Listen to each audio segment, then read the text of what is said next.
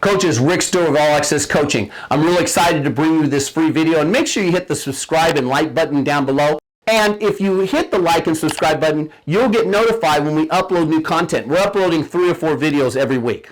All right, so here's an example of we're running the buck sweep from the gun. We're going to fake the crisscross reverse. Oh, this is where I think we're faking to the halfback. So options we can do is we can put the halfback on the opposite side, fake him so he's blocking and sealing the edge, and run your regular offense with your quarterback. And what this does is you just gain another play, and your offensive line doesn't have to learn a new scheme. It's good against the blitz. You can see right there, they're trying to blitz off the edge to stop our buck sweep. We're going to run buck sweep anyways. I'm a stubborn old man. I'm going to run buck sweep. The joke in my town was always, Murphy takes a long time to get to work because he never passes. Here's another look at that quarterback buck sweep, but just things you can do.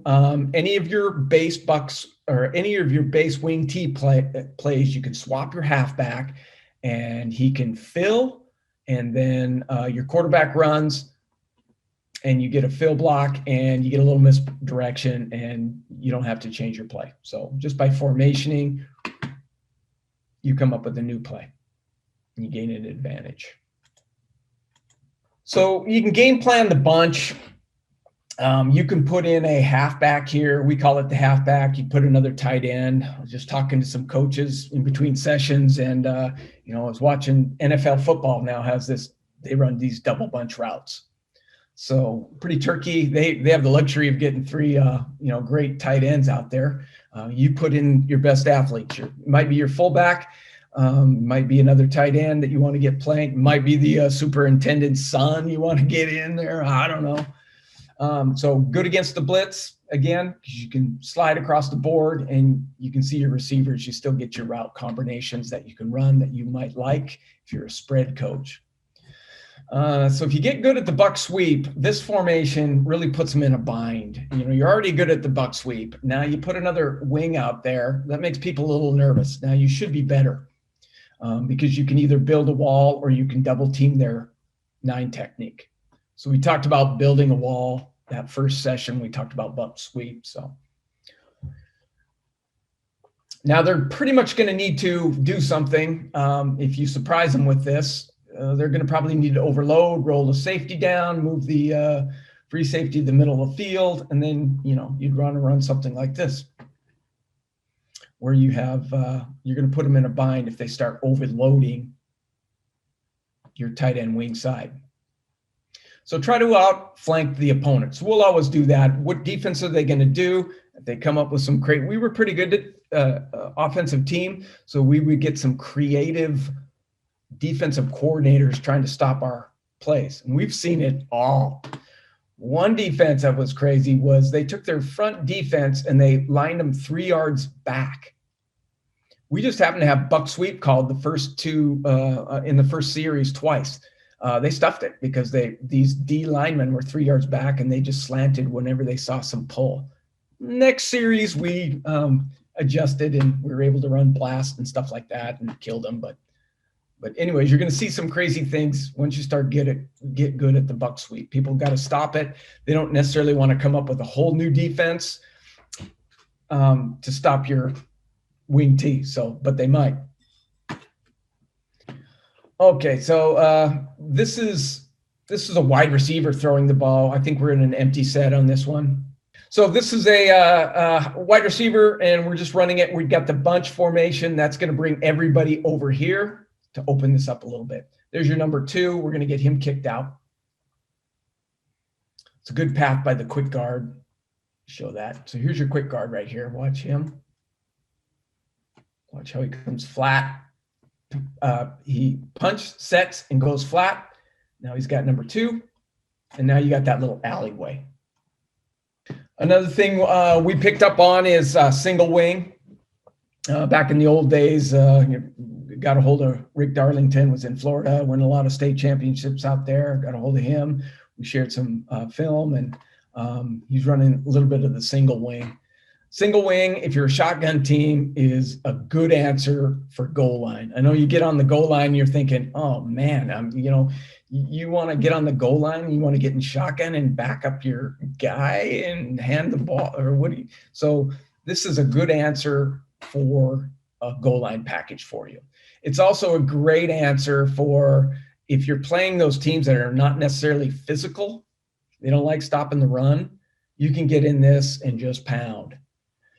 This is my favorite formation because all those other fancy pass formations gets wide receivers in the game. And I want to get a lineman in the game. This gets more linemen in the game.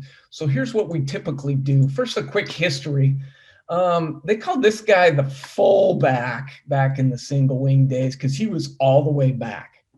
Then they called this guy the quarterback because he was a quarter of the way back. And this guy was in the middle, so they called him the halfback. That's where the terms come up. I looked it up and Googled it. So, Google doesn't lie. So what we'll do, though, here's we'll put in a running back or a wide receiver or our best athlete. We put linebackers back there. It also gives you an advantage. What if your quarterback goes down, gets a concussion, or anything happens to him? What are you going to do? You're going to put your sophomore quarterback that's really scared in? This gives you a little time to get that scared sophomore quarterback a little more confidence and get. You can run a couple of series with this single wing before you get him in. So buck sweep, and we'll put our tight end over here. We want to get that corner maybe to stay over there because he's an eligible receiver. That's why we want to do it. And we want to get this overlook so we can run buck sweep. So typically what we'll do is we'll keep our guard in this spot here, and he loves it. He thinks he's a superstar now because he gets to line up in the backfield. Sometimes we'll just take our next best blocker. Maybe it's a linebacker, another tight end, a fullback back here. This kid has to be able to hit. You'll be amazed if you put him back here. You don't have to teach him many techniques like you had to do with the strong guard.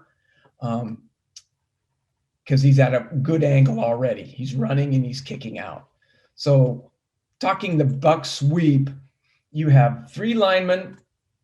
It's great against the blitz because it's all down, down, down. You've sealed every single gap with your down blocks, and you are a great down blocking team because you're a buck sweep team. This kid loves to hit. We're going to kick the first man out. He doesn't have to do any fancy footwork. You just have to tell him, get your head in the hole. That means get your head up here. That's the rover, and we're going to kick him out or whoever they have. This is usually we want to keep this as our quick guard because he has a particular technique he has to do that he already knows, and we just keep it and run. And you got everything sealed and you're good to go. Plus you got belly to both sides. You can still run jet sweep, a lot of things you can do. So great formation for us. Great way to outflank your defense and to great against blitz.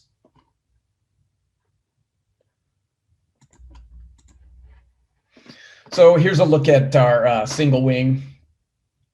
Here's our quick guard. We let him go any stance he wants.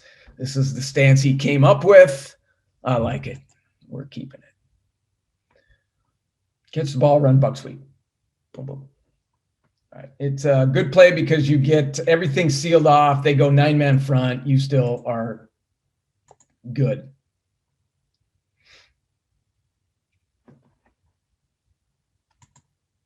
So here's a pretty good route by our X. We have a variation on this where we're running some play action. We like to play because there's a lot of things you can do, and you can run it with 2-man, but watch the X path. Now we got a bump here, which is not a bad thing. If he's really uptight and aggressive, you might have to push off on him with your inside arm. Outside arm, the ref might see. Okay, but you can see that kid didn't move too much, and it's going to take his route, took him to either the halfback or the Z. So attack, big arms, and then retrace. He's coming parallel down to the line of scrimmage. Then go find your alley block or your quick guard is going to be your key there. Coaches, I really hope you got some great information from that YouTube video. Again, hit the subscribe and like button down below. It gives us valuable data, and you also get notified when I upload new content to this channel. Thanks for watching, coaches.